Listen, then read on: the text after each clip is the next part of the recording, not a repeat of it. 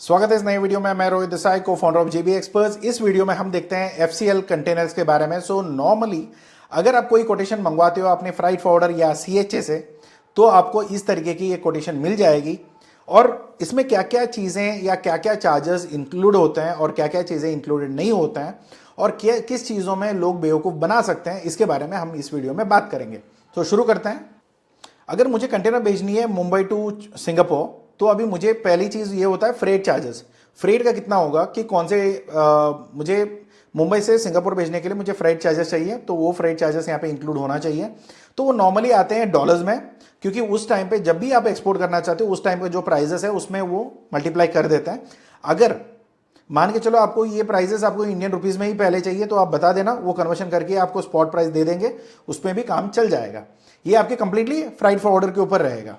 तो इसके बाद ये आता है कि आपको टर्मिनल चार्जेस पे करने होते हैं, क्योंकि आप उनकी रिसोर्सेज यूज़ करोगे, लोडिंग के लिए क्रेन यूज़ करोगे, अनलोडिंग के लिए क्रेन यूज़ करोगे, बाकी सारे इक्विपमेंट्स होते हैं, स्टोरेज यूज़ करोगे, तो उसके लिए एक टर्मिनल चार्जेस होते हैं। वो नॉर्मली हमको सबको देना है, क्योंकि वो स्पेस एक एक्सपेंडिचर्स पे चलते हैं, क्योंकि सारे इक्विपमेंट वगैरह सब पैसे डाला होता है, वो हमसे वसूली करेंगे, मगर ये चीज़ें आपको पे करनी होगी। वो कितना हो सकता है वो अप्रॉक्सीमेटली यहाँ पे दिया गया है, मगर आप दोबारा चेक कर सकते हो कि कितना बड़ा पोर्ट है, कितना कौन हैंडल कर रहे हैं, क्या चार्जेस हो सकता है। ये डिपेंड करेगा, वेरी करेगा कि आपके कौन से कंटेनर के ऊपर बात कर रहे हो। तो कोई प्राइजेस यहाँ पे जो नंबर यहाँ पे दिए गए हैं इसको कंपेयर मत करना, ये सिर्फ रेफरेंस नंबर है, बाकी चीज़ें आप एक्चुअल पे आप चेक कर लीजिए। तो यहाँ पे डॉक्यूमेंट चार्जेस मेनली यहाँ पे तरीके देख लो। पहले होता है फ्रेट चार्जेस, इसमें आपका कंटेनर का प्राइसेस आ गया। टर्मिनल चार्जेस में क्या क्या चीज़ें हैं, हैंडलिंग चार्जेस कितने लगने वाले हैं वो आपको आ जाएगा।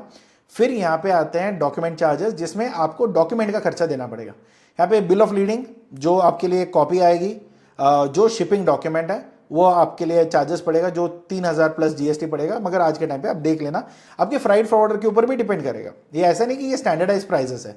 ये क्या होता है कि आप 4 जगह से कोटेशन मंगाओ, चारों कंपेयर करो, सबको बोलना भैया मुझे ब्रेकअप वाली कोटेशन भेजना, सारा ब्रेकअप देख लो, किसकी कोटेशन मैच करो और किसका रेपुटेशन ठीक है उससे काम दे दो, खत्म करो। क्योंकि इसमें बड़ी वाली काम नहीं होती है। इसमें अगर आपका फ्राइट फॉरवर्डर ठीक से ढंग का काम वाला बंदा है तो वो कर लेगा। क्योंकि क्या होता है ना कि यहाँ पे नैया डुबाने का और नैया से पार करने का, ये सारी चीज़ें फ्राइट फॉरवर्डर के हाथ में होता है।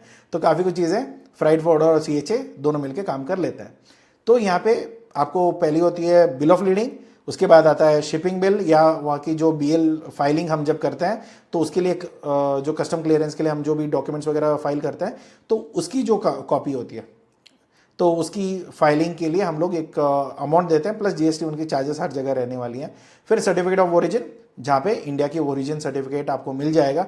अगर यहाँ पे अगर प्रेफरेंशियल चाहिए तो पहले आपको सीएचए को बोल देना है कि भैया मेरा प्रेफरेंशियल सर्टिफिकेट चाहिए और इसका क्या क्या डॉक्यूमेंट चाहिए बता देना, वो डॉक्यूमेंट्स आप उसको हैंड ओवर कर दो। पैथो सैनिटरी सर्टिफिकेट आपको सिर्फ प्लांट बेस्ड प्रोडक्ट्स पे काम आएगा। अगर आपके इंजीनियरिंग प्रोडक्ट्स है, काफ़ी लोगों ने इंजीनियरिंग प्रोडक्ट पे भी पैथो सर्टिफिकेट मतलब चार्ज किया है, तो पैथो जब चार्ज करते हो तो ये प्रोडक्ट होना चाहिए प्लांट बेस्ड। अगर प्लांट बेस्ड प्रोडक्ट नहीं है, इंजीनियरिंग प्रोडक्ट है, इंजन में भेज रहा हूँ, चस्सी भेज रहा हूँ, गियर बॉक्स भेज रहा हूँ, तो उसमें काय की प्लांट पैथो सर्टिफिकेट वहाँ पे लगेगी। मगर लोग है कि एक स्टैंडर्ड कोटेशन बना दिया, सबका स्टैंडर्ड प्राइसिंग डाल दिया, सबको भेजते रहो। अगर आगे से कोई इंक्वायरी करे अरे यार पैथो क्यों डाला, तब हटाएंगे, वरना नहीं हटाएंगे। तो आप देख लेना कितना ईमानदार लोग हैं, कैसे लोग हैं, तो उस हिसाब से आपको काम कर सकते हो। मगर अगर कोई, मैं दूसरी बात बताता हूँ, अगर कोई गड़बड़ी आपको दिखती है, आपने काम दे दिया, मटेरियल वो करवा दिया, सब कुछ कर रहा है, तब जाके कोई भी चीज़ लेके झगड़ने के लिए मत बैठना, वो काम खराब भी कर सकता है। तो इस वजह से जब भी एक शिपमेंट जा रहा है उस टाइम पे आपको कुछ नहीं करना है, आप उसको प्रोसेस होने दो, ख़त्म करो। फिर बाद में जब आपका कंटेनर निकल जाएगा, सारा डॉक्यूमेंट्स हाथ में आ जाएगी, फिर उसका पूरा क्लास आप ले सकते हो। यहाँ पे काफ़ी लोग बेईमान लोग काफ़ी मिल जाते हैं, तो इसलिए। और मैं हमेशा बोलता हूँ कि जो सीएचए रजिस्टर्ड लाइसेंस होल्डर है उनसे काम करो, बेहतर है, क्योंकि कम से कम उन्होंने मेहनत करी हुई है लाइसेंस लेने के लिए, एग्जाम पास किया हुआ है, फिर उनके बारे में कंप्लेंट भी कर सकते हो। वरना क्या होता है कि एरे गेरे जो घूमते रहते हैं ना, जो सीएचए बोलते हैं मगर कुछ भी नहीं होता उनके पास, ना उनके पास अपना लाइसेंस है, कुछ है, तब ये दिक्कत आ सकता है। तो फिर आपको जब भी काम कर रहे हो, आप in house freight forwarder with CHA जो मिलते हैं, जो रेप्यूटेड है थोड़ी बहुत, जिनकी ऑफिस है, कम से कम कल जाके उनको पकड़ भी सकते हैं। रस्ते वाले घूमने वाले को बंदे को क्या पकड़ोगे आप, तो ये वाली सिचुएशन है। तो थोड़ी रेपुटेशन, एक क्रेडिबिलिटी आती है एक कंपनी का, थोड़ा बहुत आप देख लो कि कंपनी कौन सी है। किसी ने व्हाट्सएप ग्रुप में ना I am CHA for this port, get in touch, I can give you best offer. इतने में प्यार में मत पड़ जाना, क्योंकि बेस्ट ऑफर का मतलब कुछ नहीं होता। वो भी कहीं ना कहीं किसी के नीचे काम करते होंगे, क्योंकि जो भी फाइलिंग्स होती है कस्टम में वो सारे CH ही करते हैं जो लाइसेंस वाले हैं। ये किसी के साथ अटैच ही होते हैं, तो वहाँ से काम होता है। तो बच के रहना, जिनसे काम कर रहे हो एक रेप्यूटेड ऑर्गेनाइज हो, कि उनके ऑफिस है वो, कभी आपने विजिट किया हो या उनकी कोई रेपुटेशन या रेफरेंस आपको मिली हो तो बहुत बेहतर है। अगर रेफरेंस नहीं मिला है, आप खुद ही आगे जाके बात कर रहे हो, तो देख लेना उनकी क्या क्रेडिबिलिटी है, कैसी ऑफिस है वगैरह वगैरह, तो फिर उसके बाद अपना सर्विसेज देख लेना। और दूसरा क्या होता है कि अगर आप प्राइजेस कंपेयर करके ले रहे हो, फॉर एग्जांपल काफ़ी बार ऐसा होता है कि पाँच छः तरीके से हमने कोटेशन मंगवा दिया और प्राइजेस हम कंपेयर कर रहे हैं। मगर जब हम प्राइजेस कंपेयर करते हैं तो ये होना चाहिए कि एक क्रेडिबल कंपनी का कोटेशन एक क्रेडिबल कंपनी के साथ ही कोटेशन मैच करना। कि कोई लोकल है, वो अकेला बंदा है, कुछ करेगा तो करेगा, नहीं करेगा तो नहीं करेगा, उसका कोई अपना वो नहीं है। जुगाड़ू वाले लोग होते हैं। तो काफ़ी बार एक कंपनी है जहाँ पे सारा कुछ ट्रेसेबल है, सब कुछ प्रॉपरली हैंडल हो रहा है, लोग प्रोफेशनली मैनेज कर रहे हैं, तो उनकी सिस्टम थोड़ी अलग होती है। तो वो देख लेना आप क्या चीज़ आप चाहते हो क्या नहीं चाहते हो, तो उसके हिसाब से पैसे भी बढ़ने वाले हैं। उनकी जो चार्जेस होंगे, जिसके बारे में हम आगे बात करेंगे, वो चार्जेस भी उसी पे ही डिपेंड करके होगा। तो प्लीज़ वो देख लेना कि आपको सर्विस चाहिए या सस्ता प्राइस चाहिए या चल जाने वाला काम चाहिए, तो आप डिसाइड कर सकते हो अपनी एंड पे। तो दूसरा आता है कंटेनर हैंडलिंग, जो सीलिंग्स होती है, लॉक लगने वाली होती है, वो लॉक का खर्चा अलग रहेगा, फिर ट्रस्ट का खर्चा कुछ अलग रहेगा, फिर टोल्स होते हैं, कहीं पे हमने गाड़ी रुकवाया वहाँ पे पार्किंग का चार्जेस हो जाता है। तो ये सारी चीज़ें थोड़ी बहुत वहाँ पे लगने वाली है। उसके अलावा ये काफ़ी मिनिमल होते हैं, इसमें ऑलमोस्ट नेग्लिजिबल प्राइस होती है, इसमें ज़्यादा वो किचकिच करने वाली बात नहीं आती। जो किचकिच करने वाली बात है वो मैं हाईलाइट करके आपको बताता हूँ। तो यहाँ पे आता है फ्राइट फॉरवर्डर या CHA का चार्जेस, क्योंकि ये तो क्या बोलते हैं ना, चैरिटी वाली कंपनी नहीं है, ये तो वो भी कमाई करेंगे। तो जब भी आपकी कोई भी सर्विसेज देते हैं, जो आप इनको दे रहे हो ना पैसे, अभी काफ़ी लोग ना सर यार ये प्राइजेस क्या डाला इसने, ये तो कभी हमने सुना नहीं सर, ये चार्जेस ना मैं फ्राइट फॉरवर्डर से पूछने के लिए थोड़ा हिचकिचा रहा हूँ। देखो यार, आप पैसे दे रहे हो, वो अपना काम कर रहा है। अगर आप इसके पैसे दे रहे हो, आपको पता होना चाहिए किसके पैसे दे रहे हो। अगर नहीं पता तो पूछ लेना, अगर पूछने में हिचकिचा रही है तो फिर क्या ही करोगे फिर काम। तो देख लेना, फ्राइट फॉरवर्डर से कोई झगड़ा मत करना जब आपका शिपमेंट चालू है। मगर मैं ये बोलता हूँ कि थोड़ी बहुत देख लेना, क्योंकि वो सारा सब कुछ वो मैनेज कर रहा है, उसके चार्जेस भी आप दे रहे हो, कम से कम आपको डिटेल्स पता होना चाहिए। जो भी डाउट्स है आपका पहले ही क्लियर कर लो, सारी डॉक्यूमेंटेशन उसने जो बोला है वो पहले ही चेक करके HSN कोड के हिसाब से सारा डॉक्यूमेंटेशन अवेलेबल है या नहीं है, क्योंकि लास्ट मोमेंट में काफ़ी सारी छोटी छोटी बारीकियाँ लेके आते हैं, वो चीज़ें पहले ही सॉर्ट होनी चाहिए, वो देख लो। क्योंकि अगर रेप्यूटेड है तो उनको पता है एक्सपोर्ट फॉर्म में, देखो कंप्लायंसेस में 2 कंप्लायंसेस होता है। एक एक्सपोर्ट कंपनी, जो कंट्री एक्सपोर्ट कर रहा है, एज ए एक्सपोर्टिंग कंट्री हमारा कंप्लायंसेस क्या है। दूसरा होता है अगर इंपोर्टिंग भी हम मैनेज कर रहे हैं, मतलब DDP टर्म्स में अगर हम इंपोर्ट का भी मैनेज कर रहे हैं, तो हमें ये भी पता होना चाहिए क्या डॉक्यूमेंट्स वहाँ पे जाने के बाद भी लगने वाले हैं। तो ये सारी चीज़ें आपके फ्राइट फॉरवर्डर को पता होना चाहिए। तो अगर FOB में अगर आप ये ले रहे हो या CIF पे अगर आप ले रहे हो, तो ये सारे चार्जेस आपको इंक्लूड होंगे। तो ये सारी चीज़ें आप चेक कर लो। तो कौन से टर्म पे क्या बुक करते हो, क्या चीज़ें आप कैलकुलेट कर रहे हो, ये सारी चीज़ें आपको इनको टर्म पे ही रहेगा। इनको टर्म के बारे में पता नहीं है तो उसकी वीडियो ऑलरेडी डली हुई है, तो इनको टर्म्स एक बार पढ़ लेना। उसके बाद आता है कि लोकल वेराइ, तो जो लोकल ट्रांसपोर्टेशन कॉस्ट होती है आपके फैक्ट्री से लेके पोर्ट तक जाने वाला, वो चार्जेस एक एक्स्ट्रा होगा। आपका क्या क्वांटिटी है, कैसा उसका हैंडलिंग होगा, कितना वजन है, कितना दूरी है, इसके ऊपर प्राइस उसका वेरी होगा। तो अप्रॉक्सीमेटली वो तो नॉर्मल सी बात है, जितना दूर है उतना ज़्यादा पैसे लगने वाले हैं। फिर इसकी समरी अगर मैं बोलूँ एक 20 फीट कंटेनर की, तो यहाँ पे आप देख सकते हो, पहले तो मुझे फ्रेट का चार्जेस चाहिए, यहाँ से वहाँ तक कितना लगने वाली है कंटेनर की। एक 20 फुट का कंटेनर चाहिए, उस 20 फुट का इंडिया कंटेनर का क्या कैपेसिटी होना चाहिए वो भी आप देख लोगे, फिर पहले ही उनको बता देना। फिर उसके बाद आता है डॉक चार्जेस, जो हैंडलिंग टर्मिनल हैंडलिंग चार्जेस होते हैं, उसकी पूरी यूसेज के लिए, मशीन्स का हो गया, इक्विपमेंट का हो गया, स्टोरेज का हो गया, उसका सारे चार्जेस, बिल ऑफ लीडिंग का, डॉक्यूमेंट का चार्जेस लेते हैं, फिर सील का चार्जेस, टोल का चार्जेस और मिसलेनियस।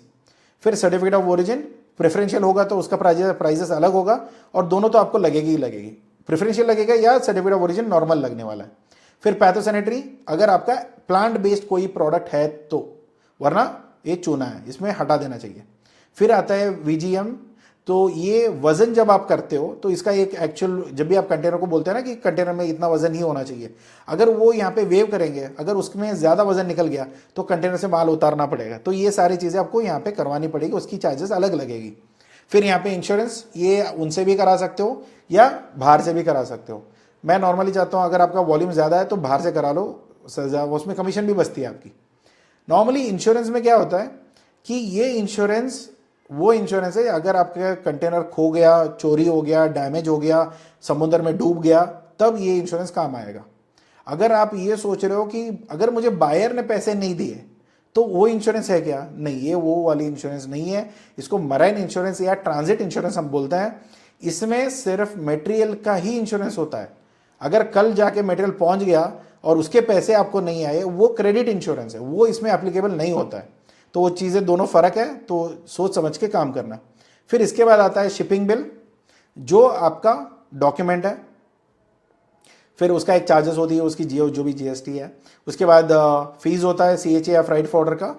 तो फिर सारा टोटल करके आपको एक ट्रांसपोर्टेशन का प्राइजेस आ जाएगा। इसके बाद आपको टोटल करना होगा कि हाँ, अगर मुझे लॉजिस्टिक का चाहिए होगा तो फिर उसका लॉजिस्टिक अलग से, वरना आप अपने एंड से भी करा सकते हो, उसमें कोई वो दिक्कत वाली बात नहीं है। ठीक है, तो यहाँ पे टिप्स क्या है। पहली चीज, जीएसटी हर जगह ना प्लस जीएसटी लिखा गया है। पहले कितना % जीएसटी, और दूसरा क्या मुझे वो इनपुट मिलेगा, क्योंकि 1 रुपये का भी फालतू में क्यों खर्चा करूंगा, जब मुझे जीएसटी का इनपुट मैं ले सकता हूं, तो क्यों मैं इनवॉइस ऐसे फालतू वाली ले लेता हूं। तो जब भी मुझे लेना है तो मैं जीएसटी वाली इनवॉइस लूंगा, सो दैट मुझे उसकी इनपुट क्रेडिट आ जाए, तो मुझे पैसे वापस आ जाएंगे। कल मैं इनवॉइस जब रेज करूंगा तो किसी और चीज़ों में उसकी इनपुट में ले सकता हूं। तो अगर ये चीज़ें नहीं पता क्या चीज़ें मैं बात कर रहा हूँ, आप ज़्यादा सर मत पीटो, आप जाके अपने फ्राइट फॉर्वर्डर से सीए से बात कर सकते हो इसके बारे में। ठीक है, दूसरी चीज़, अगर एग्रीकल्चर प्रोडक्ट नहीं है तो पैतो नहीं लगेगी। ये काफ़ी लोग धोखा खा जाता है। इंजीनियरिंग प्रोडक्ट में भी काफ़ी लोगों की इन्वॉइसेस मैंने देखी है सीएचए का, जहाँ पे उसने पैतो चार्ज किया है। तो बाद में मैंने बोला कि यार पैतो इसमें कैसे चार्ज कर सकते हो, ये तो इंजीनियरिंग प्रोडक्ट है। तो फिर कहानी बनना शुरू हो जाता है, तो सर बिल स्टेक है, कभी डिस्काउंट दे देंगे वगैरह वगैरह, तो वो देख लेना। और दूसरा, जब भी आपके प्राइजेस आते हैं, क्योंकि जो भी आपकी समरी मतलब जो कोटेशन आती है, तो उसमें इनको टर्म पता होना चाहिए कि क्या इनको टर्म पे आपने कोटेशन मंगवाया। आपको पहले ही बोलना होता है सीएचए को, सर भाई मुझे ना एफओबी या सीआईएफ के अंदर जो भी आपका टर्म है उसके अकॉर्डिंगली मुझे कोटेशन चाहिए, उतना कोटेशन लेके आप आगे काम कर सकते हो। इसके बाद आता है फ्रेट रेट्स, हर वीक बदलता है। अगर आपके फ्राइट फॉर्वर्डर थोड़ा बहुत स्ट्रांग है, उसके साथ बड़े बड़े कंटेनर्स बुक करता है, शिपिंग लाइन के साथ बड़ी उसकी रिलेशन है, वो 15 दिन का, 20 दिन का भी, या महीने भर का भी वो कोटेशन आपको दे सकता है एक प्राइस होल्डिंग पे। दूसरा आता है यहाँ पे, जब भी आप कोई कोटेशन लेते हो ना, वो बोल देंगे कि ये प्राइस है। अरे ये प्राइस तो ठीक है, मगर क्या क्या चीज़ें इंक्लूड हुई है वो तो बता दे। वो नहीं बताता। काफ़ी लोगों का आया होता है, सर ये दे दिया, आपको चाहिए तो बोलो वरना छोड़ दो। ऐसे कोटेशन को छोड़ ही दो, क्योंकि जब आपको ब्रेकअप नहीं पता होता है ना, ये बाद में ऐड होना शुरू होता है। नहीं सर इसका चार्ज तो नहीं था, अरे उसमें वो चार्ज तो नहीं था, तो ये खेलना शुरू करते हैं।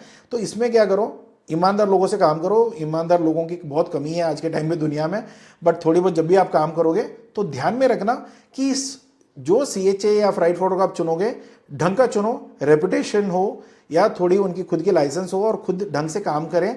और जब भी आप कोई सवाल पूछे तो बिना कोई गड़बड़ी या बिना वो होता है ना गुस्से वाले शक्ल से बोलते हैं, अरे सर ये छोड़ो, सर वो छोड़ो, ये वाली बातों के बिना अगर प्रॉपरली समझा के अगर आपसे काम ले सकता है, आपको बिजनेस आप उसको दे सकते हो तो प्लीज़ करो। वरना अगर यहाँ पे कोई दिक्कत है, हम तो बैठे हैं, आप हमें पूछ सकते हो। आपको अगर पूरी एक्सपोर्ट डिवीजन हमें हैंड ओवर करनी है तो हम उसके हैंडल कर सकते हैं, सेल्स मार्केटिंग हैंडल कर सकते हैं। अगर आपको कोई भी दिक्कत आती है एक्सपोर्ट इंपोर्ट बिजनेस में, आप डायरेक्टली कंसल्टेशन ले सकते हो। इसके अलावा अगर आपका पैसे दुनिया में कहीं पे भी फंस चुका है तो उसको भी लेके आने का काम हम करते हैं। अगर वो भी अगर आपको ज़रूरत पड़ती है तो प्लीज़ आप बता सकते हैं। बायर फाइंडिंग से लेके, लॉजिस्टिक्स से लेके, नेगोशिएशन से लेके, कंप्लायंस से लेके सारा सब कुछ हम मैनेज कर सकते हैं आपके लिए। अगर ऐसी कोई ज़रूरत पड़ती है, सर मुझे आप हैंड होल्डिंग करो, मुझे सपोर्ट करो, मेरी बिजनेस की एक्सपोर्ट डिवीजन बन जाओ और मेरे लिए थोड़ी बिजनेस आसान करो, तो हम यहाँ पे हैं। अगर कोई ऐसी ज़रूरत पड़ती है तो प्लीज़ बात करिए। ऑफिस का नंबर डिस्क्रिप्शन में मिल जाएगा, ठीक है।